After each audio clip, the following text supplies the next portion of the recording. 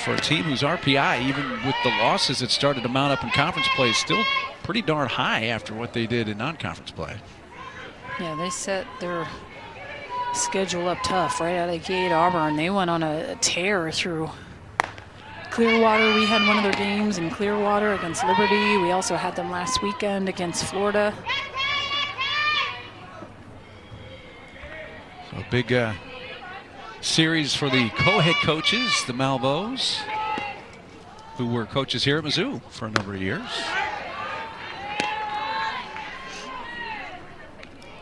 What's ahead for Mizzou? This tough opponents. It doesn't get any easier even after the #1 team comes to town. Back to the circle and speared by Harrison. She helps herself with some defense. One gone. I think sometimes it's mainly about being able to stay as like even keeled throughout this whole process, because conference play is really where it can kind of go up and down a lot. The emotions and the ebbs and flows that come with maybe the wins, the losses, a lot. So it's being able to understand and respect, hey, we play in the toughest conference in the country. And how are we able to learn from the losses? Even though they suck, we don't like it, it doesn't feel right. It's like understanding that you're not going undefeated in this conference. You're playing in the best. Your strength of schedule is by far top 10 in the country. And if you want to try to make a push to go far in the postseason, I mean, Missouri was 1 win away from going to the World Series last year. Like, they had the pieces to do it, and Duke came through and ended up winning 2 of 3. But what are we learning from the grind of where our team is at? And I think especially in the circle mark, right? They had Lauren Krings last year, and she was your every single weekend you could rely on getting 2 games from her. And now they're still trying to figure out how the flow of this is going to go in the pitching department. And if you don't have pitching, you know this and I know this, it's hard to win. So you have to be able to learn and figure that out sooner rather than later. Mizzou program that's been to 6 Women's College World Series, including 3 in a row back in 2009, 10, and 11.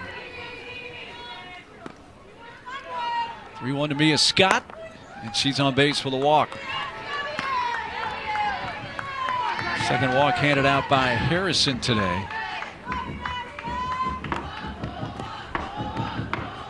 And is going to bring out head coach Larissa Anderson. And at times, when I think about that connection with the coach being able to come out there, there's this accountability piece that I want to, and this standard that I want to be held to. I can't get Caden Henry out and then go walk Mia Scott. I have to go attack. And sometimes you need your coach to go out there and kind of say, hey, I need you to be better. You had that quick inning last inning. You got that leadoff out here. Now, can't walk Mia Scott and then pass the bat here to Reese Atwood. Step up. Be better for your team. Anita brings up Reese Atwood. Fouled out the third first time up. 3 RBIs yesterday, including her 14th home run of the season. Blasted deep but foul out of the park down the left field side. We've had several conversations with Reese this week, and she privied us to a book that has made its way around the different players in Texas called The Twin Thieves. We dug a little deeper, and I had to ask her, I said, okay, what are the twin thieves? She said it's the fear of failure, that's one. The fear of judgment, number 2. Those are the twin thieves.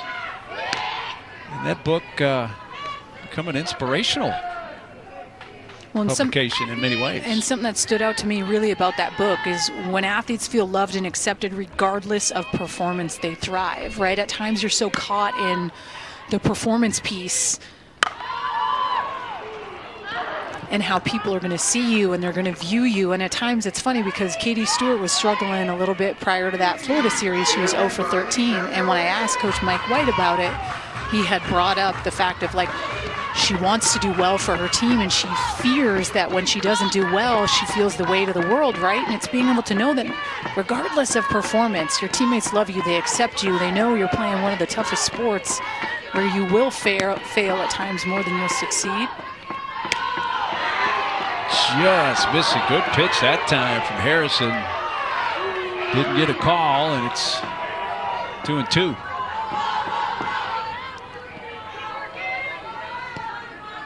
Well, that book, part of the process, Reese Atwood has said that her mental game is better this year, better than it's ever been.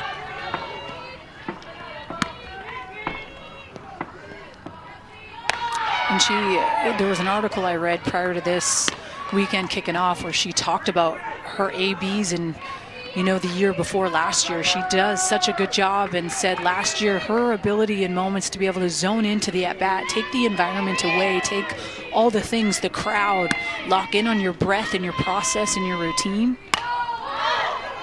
Because at times you think of some of the moments that this young lady had last year, right? With the run that they had, the super regional that they had as the #1 seed, where they almost felt that sense of maybe we may lose this to Texas A&M, like a lot of emotions. But at the end of the day, when you step in that batter's box, you have to have your routine and your process and not be looking at the outside noise or the crowd or all the different things that can maybe take you out of your element. Atwood hitting him hard. Mike White having to duck out of the way of that one.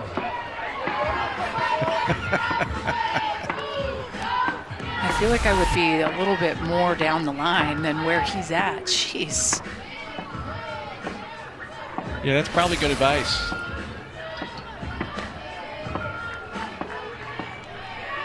Well, we saw Katie Stewart hit a 3-run homer on the 9th pitch of the at-bat in the first inning.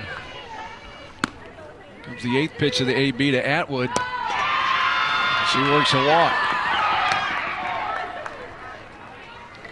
That's a really good at-bat by Reese Atwood. And if you're Sierra Harrison, sometimes you got to tip your cap a little bit. That walk seems different than the Mia Scott walk. The pitches weren't competitive, but the ones against Reese, it's like, dude, she's on you. She's kind of squaring you up, pulling that ball a lot. So sometimes you just sacrifice the walk and say, hey, I'm going to go attack someone else. You are spot on with that. As hard as Atwood was hitting those balls foul, I think if you're Mizzou, that's not the worst thing in the world that just happened, that she just walked. I don't want her to beat me. I don't want something like that going down. On base, 20 straight now. Floated out to short, up to Grove there. Good pitch. Harrison jammed up Jolie Mitchell with a second out.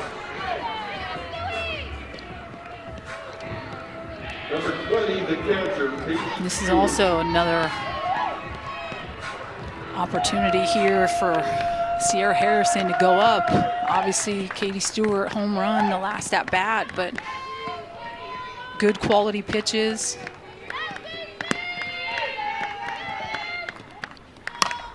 And this is also, Mark, where you start to see the difference as a pitcher, where you learn the difference between being a pitcher and a thrower, right? The second time she's facing Katie Stewart, but this is what happened the first time. Right down Main Street, no doubt about it. This was an off-speed pitch. I think the velo was a little bit too up on it. 3-run shot that first inning. Those are 60 RBIs on the season. She had 58 as a true freshman last year.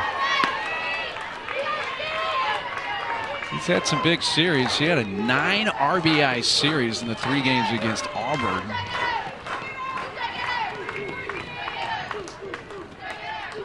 There's 4 RBIs in this series so far. I'll tell you what. Foul ground, left field line, and everything in that direction is just getting peppered. Well, and I can appreciate the fact that you want to go heavy on the hands right out of the gate. Hey, I'm going to set the tone. This is my plate. If you're on it, I want to be able to get to the inner half. Now it's at that point where I get to 0-2. How can I expand the zone, whether I go up and out, because you know she can go up with that rise ball, or I actually wouldn't mind seeing that curveball maybe a little bit lower in the zone, snap that pitch away, maybe a ball off, try to get her chasing. Out to right field. This is measured by Abriscato, who makes the catch. And I think in a way, Harrison did what you suggested there to a degree. Yeah. We'll visit with the Tiger head coach, Larissa Anderson. So it starts in the circle and how that's going to play itself out. And I think once they really start to kind of continue to keep evolving and learning that piece, you're going to see everything start to come together. Mac Morgan back to work in the circle for Texas. 8, 9, and 1 batters she will face. She set down the last 6 Mizzou hitters after Julia Crenshaw led off the first with a base hit. Mizzou's first hit of this game and first hit of the series after being no hit. And one ruled in 5 innings yesterday by Tegan Kavan. Crenshaw due up 3rd in the inning.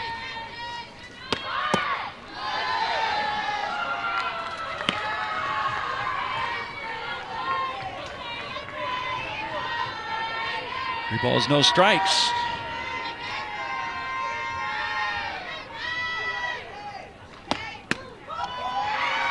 And that is a 4-pitch walk to Lingler to begin the inning.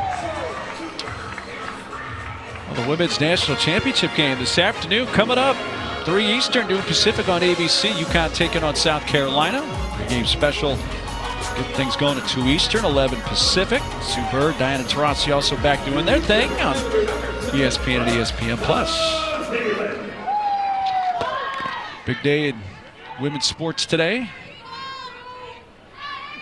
Happy to be a small piece of that with the national title game on the hoop side. Claire Cahalan batting in the 9th spot here for Mizzou. And a good opportunity for her. You know she has that speed in the 9th spot for a reason.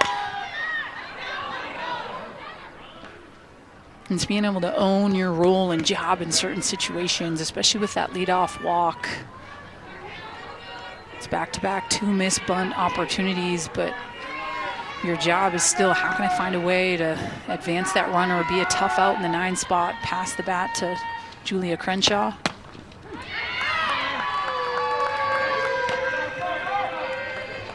There's now 4 strikeouts for Mac Morgan. Well, and this is just not going to cut it. It just have to have a more competitive at bat. She misses the bunt opportunity on 2 and then takes that drop ball. I know it looks good, but just has to be a more competitive at bat there. Crenshaw jumps on the first pitch, a high fly, left center, and the center fielder Henry comes in, calls off the shortstop good.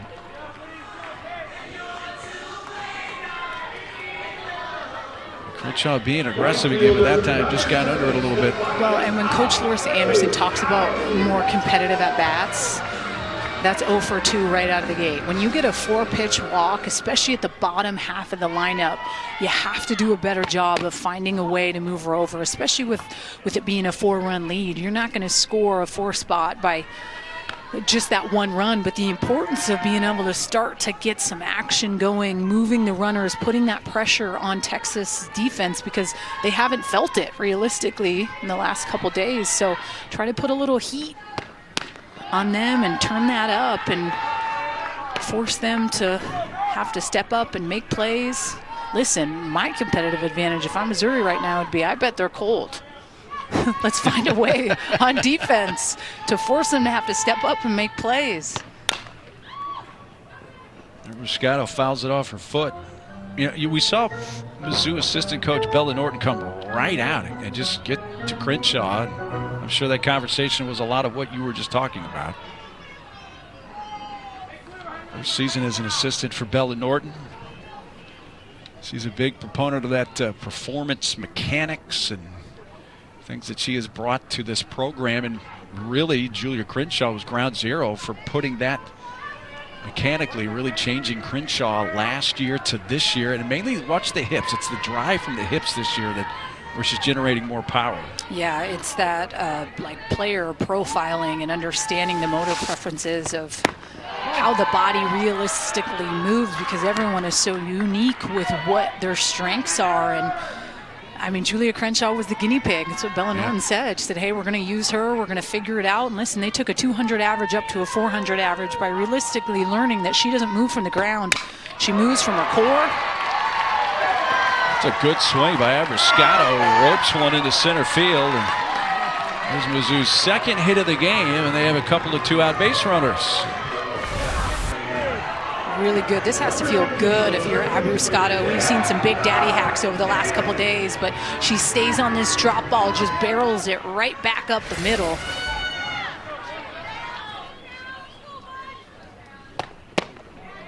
But I think it's kind of cool to just see how much more this game is continuing to evolve with really dialing it in on body and how it moves and how unique. And I thought something that stood out about Crenshaw is understanding that she's going to crush pitches more up in the zone based on how her body moves. The drop ball for her is not a pitch that she tends to be able to barrel up and have a lot of success with. So as a hitter, you start to learn, hey, there's pitches that I know my body moves more naturally towards, and down in the zone is not it. Unless I have that 0-2, 1-2 count, I want to be a lot smarter when it comes to that. So everyone is well versed on the motor preferences now, which I think is very cool. Everyone on staff, they all got, you know, their accreditation or whatever you want to say in it. And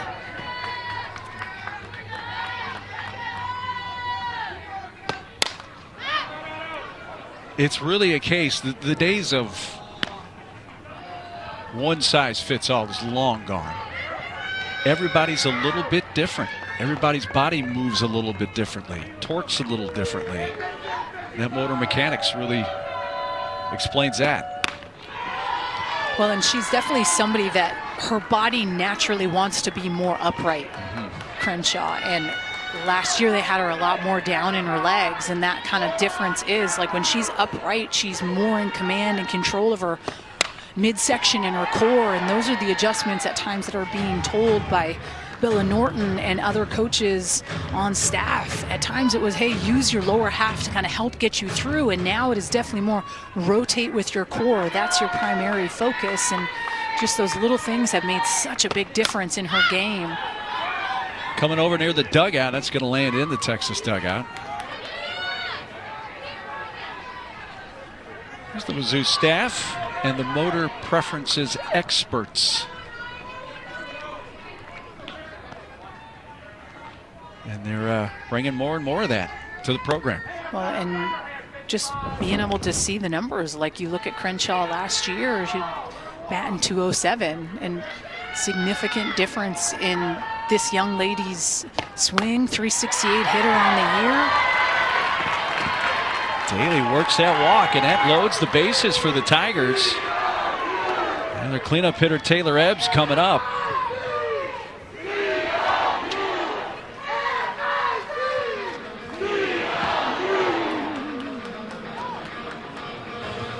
Pitching coach Patty Ruth Taylor going out, and this is obviously the time to do that. Bases loaded situation, and just kind of connect and have that conversation. And the conversation we had with Coach Larissa Anderson prior to this series kicking off realistically was situational hitting and how this team can be better. And at times she said, hey, when there is that action on the base passes, this team tends to like stress and want to do too much, and especially with bases loaded, the numbers show it. 179, at times that's not going to cut it. When you have runners 60 feet away, you want to find a way to make them pay. And Taylor Ebbs, 333. Mizzou trying to get back in the game. Bases loaded. 2 outs, last of the third. Texas scored 4 in the first.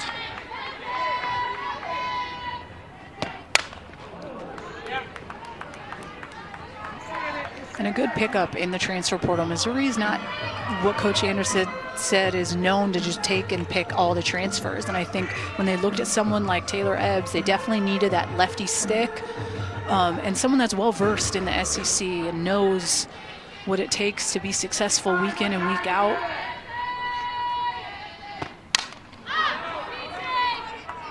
Three seasons in Kentucky for Taylor Ebbs. Coming over this year, Oregon native.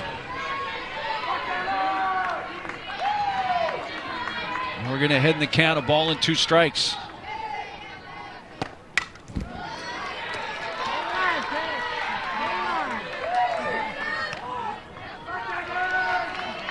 "55 pitches now from Mac Morgan. Couple of walks and a base hit for Mizzou.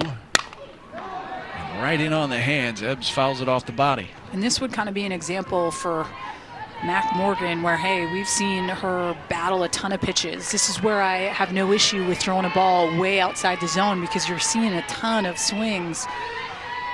Ride something off, 2 balls out, try to force her to chase. Goes over at foul. First time up. Ebbs at a soft line drive to Mia Scott at third.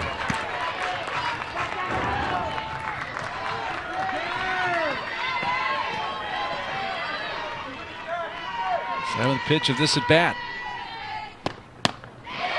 See, that's a competitive pitch. In that count at 1-2, that's a great heck of a hold by Taylor Ebbs, but you saw a ton of swing and misses, and this is just exactly where it needs to be at this count. To first, right on the bag. It's picked up, and Mitchell steps on to retire the side. Mizzou threatens but fails to score and leave Columbia. Game 2 of this 3-game series now in the middle innings. Top of the 4th. Bottom 3 up for the Horns. Vanessa Quiroga, who's making her 9th start of the season today. At left field, 0 for 1.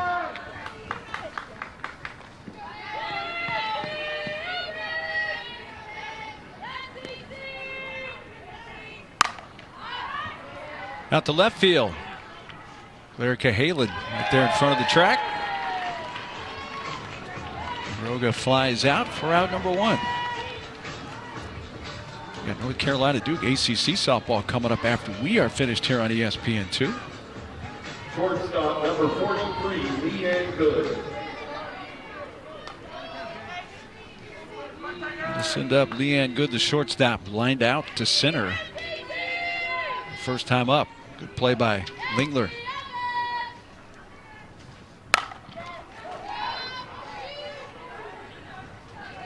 What have you seen in these last few innings from Sierra Harrison in the circle for Mizzou?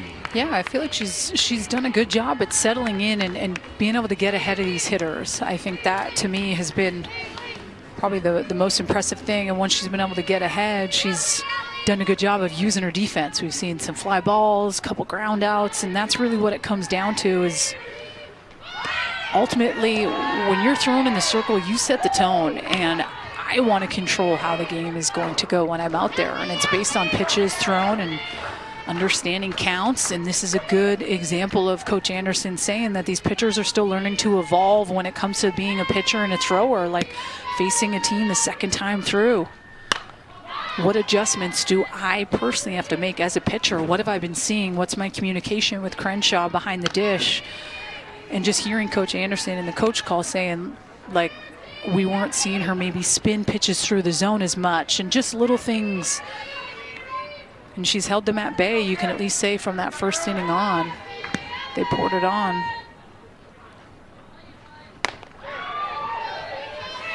Harrison has 9 wins on the season. She's been the winning pitcher in each of her last 2 appearances. Last Monday at Ole Miss, she got the win, and then she pitched in the midweek against Missouri State here on Wednesday and got the victory.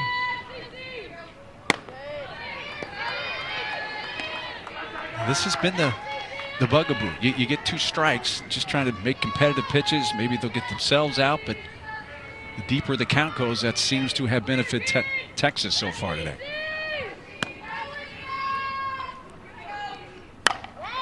And ripped down the left field side, and we'll go foul. That missed the foul pole by about 3 feet.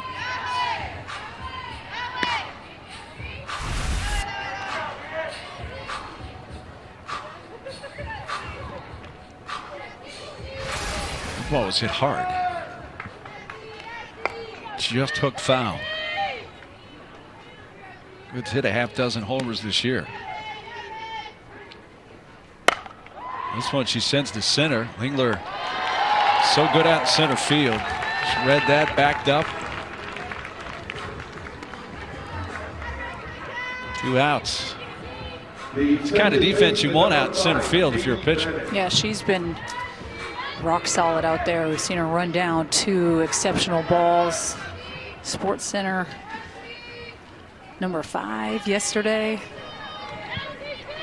Probably biased, but I think it should have been a little higher. Yeah, I'm with you. Anderson set down the last 4 in a row now. 2 down here in the inning. It's ahead in the count to Katie Bennett.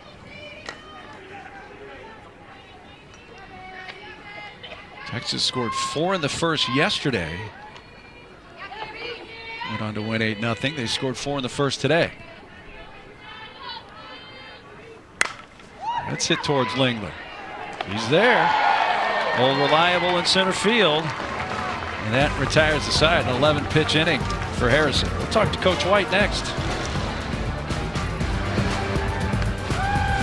Has that drop ball as well, but also that off-speed curve is her go-to, and that's what that pitch was right there. But can also sprinkle in the hard as well. I think the 3 different speeds of that curveball is the separator for her.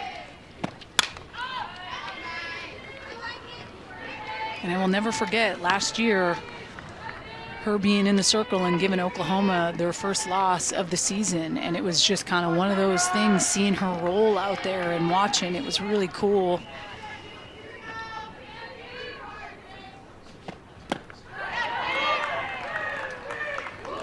That's a quick strikeout to begin the inning.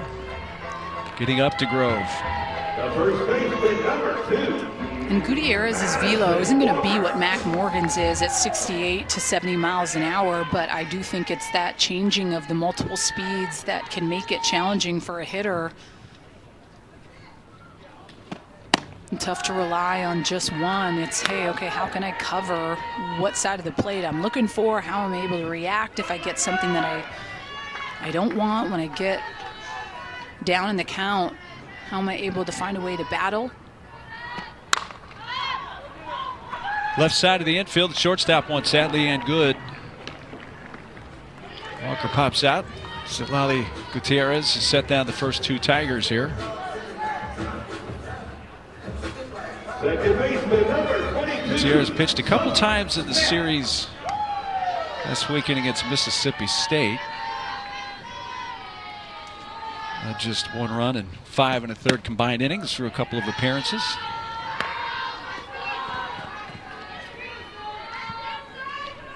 Here's Sophie Smith.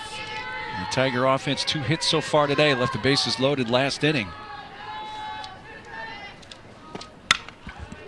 Fouled back. We hadn't mentioned yet in this series the injury to Abby Hay from Mizzou.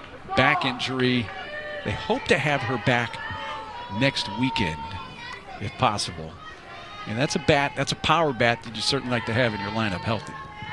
Well, and Coach Anderson had mentioned too, if maybe the weather was a little warmer this weekend, we might have seen her, but just with it being the back and it being as cold as it is, there's just no point in pushing it. So potentially next weekend you will see her back out there, which to me, she just adds that extra fear factor in the lineup, which is missing. You feel someone like Abby Hayes when she's out there, so it'll be good to get her back going for Missouri. A threat to hit one out every time she's at the plate. Mm-hmm.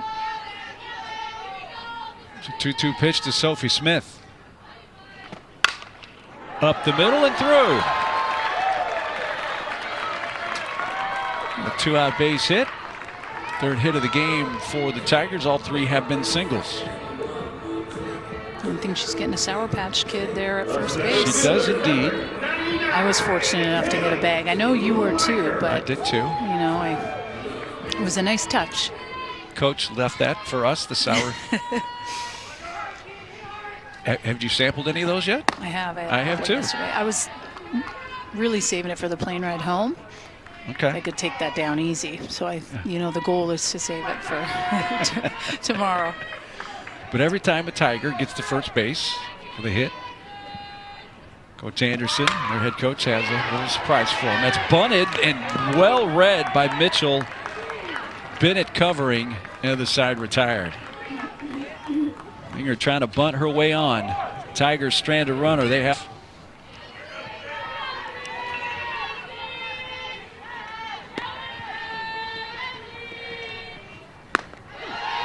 Harrison back to work with strike 1.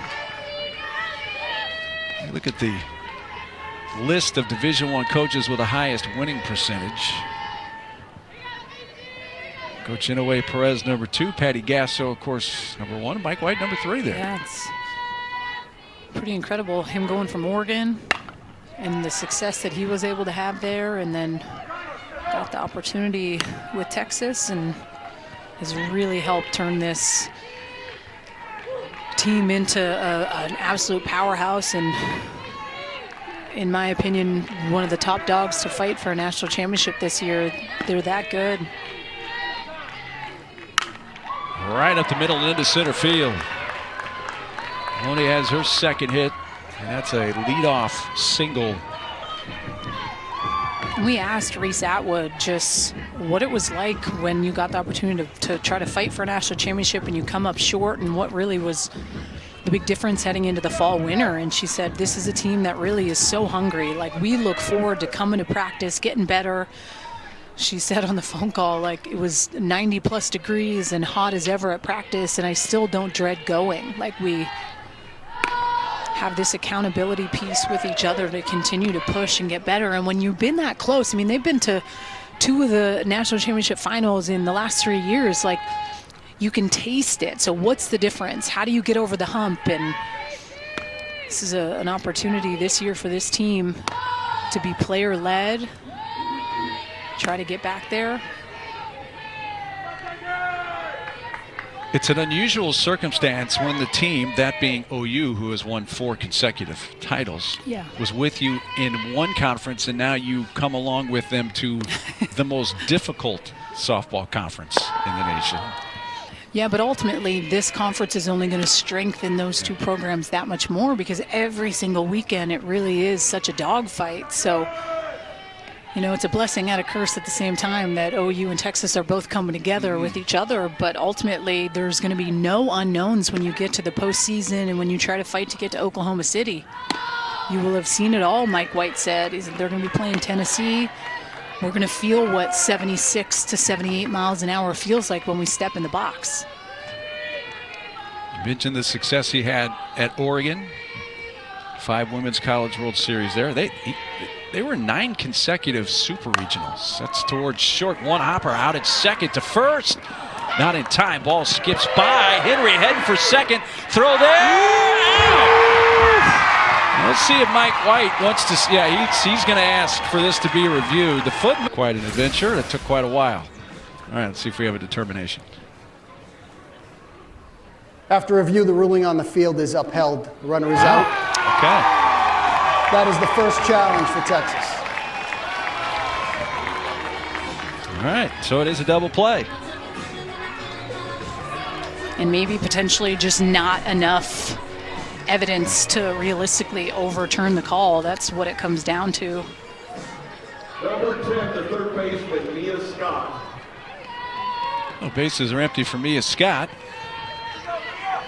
By the way, the base hit for Maloney to begin the inning was the first Texas hit since the Stewart 3-run homer in the first inning.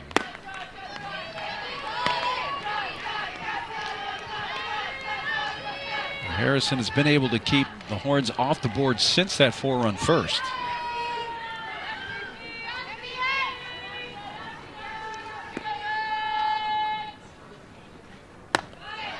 And Scott takes outside. Mia, the opener yesterday, 2 for 3, scored twice, which is significant because it allowed her to tie and then take over Janai Jefferson's previous school record of 222 runs scored in a career. So Mia now at 223.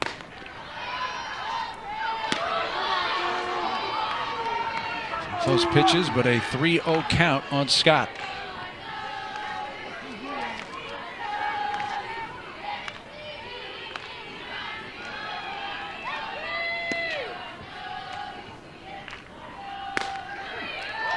And Mia Scott, she always makes me just laugh a little bit because she just has this confidence and this swagger about herself that pitchers despise.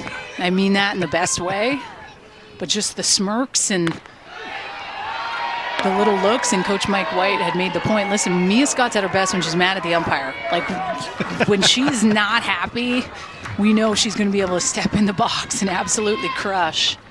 She's someone you want on your team all day. Well, Harrison, after falling behind 3-0, got it back 3-2. That 3-2 pitch fouled away.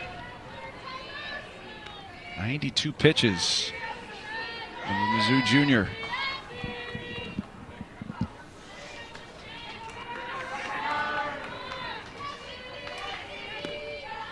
Another 3-2 pitch.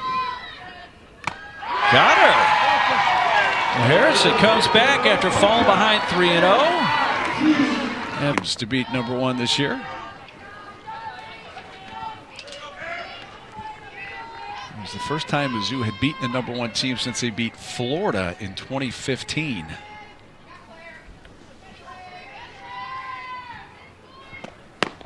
Cahalan leading off. Tigers with the 9-1 and 2 hitters up. 4 runs in the first for Texas. That has been all the scoring.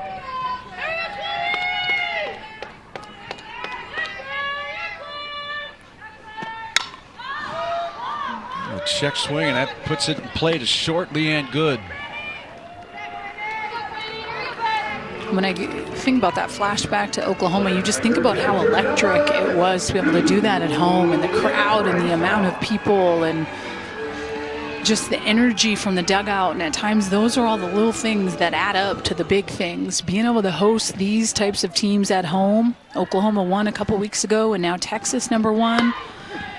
Coach Larissa Anderson made it clear, like, if you don't get like up and rallied and ready for those types of matchups, there's no game that's going to get you up and going. Yeah, that was OU's first loss of the season, being that it's their first year in the SEC. That was their first loss in SEC play as well. I mean, it was going to be tough to go undefeated in the SEC. Oh. Downright impossible, isn't it? It is. And then they had Tennessee come into Love's Field and win 2 of 3. Crenshaw goes down swinging. Lali Gutierrez now in her second inning of work. It's her second strikeout. Right fielder, number 7, Crenshaw and Coach Norton having another conversation.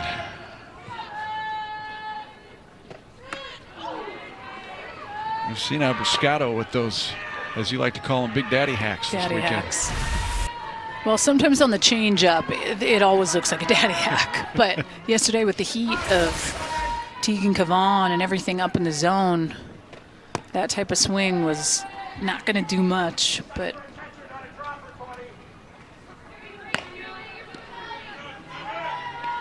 Abiscato, a base hit to center field in the third, so she has one of the 3 Tiger hits today.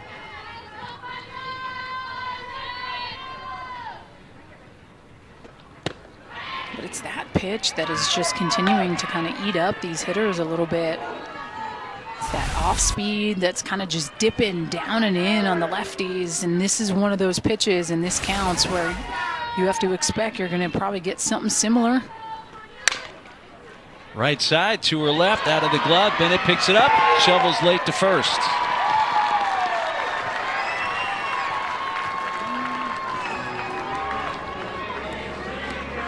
Abiscato is aboard with 2 outs. Good speed up the line by Abiscato. I'm sure Bennett wants to get that back. They do scored a base hit for Abiscato, so her second hit. 4th hit of the game for Mizzou, so now the hits are even at 4 aside. The inning extends for Tiger third baseman Kara Daly.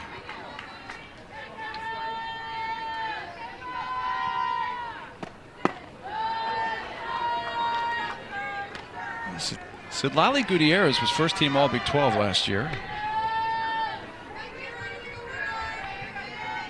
She's, along with Mac Morgan, trying to solidify that Horns rotation behind Tegan Cavan.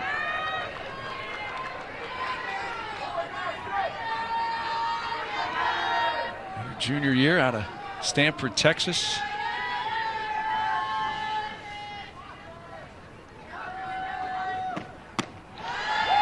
That is ball 4.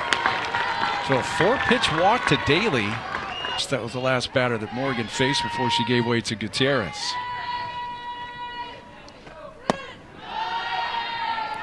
And I don't know about you, but I'm hearing stuff from the dugout in Missouri, and they're yelling sit. I've heard it probably 6-7 times that have actually been spot on with her changeup. whether or not that's enough time to react as a hitter when you hear it from the dugout, but clearly they're seeing something they're trying to relay to the hitter.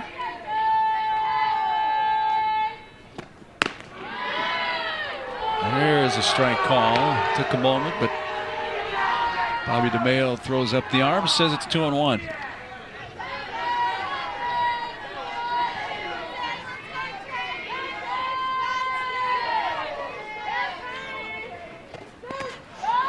It's going to kick off Stewart and advance each base runner 60 feet. Blackston to third, Daly down to second. And base hit here could dramatically change this game.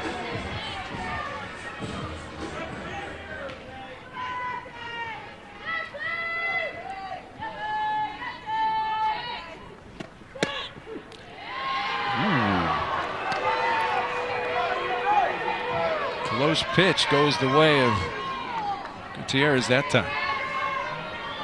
Makes it a full count.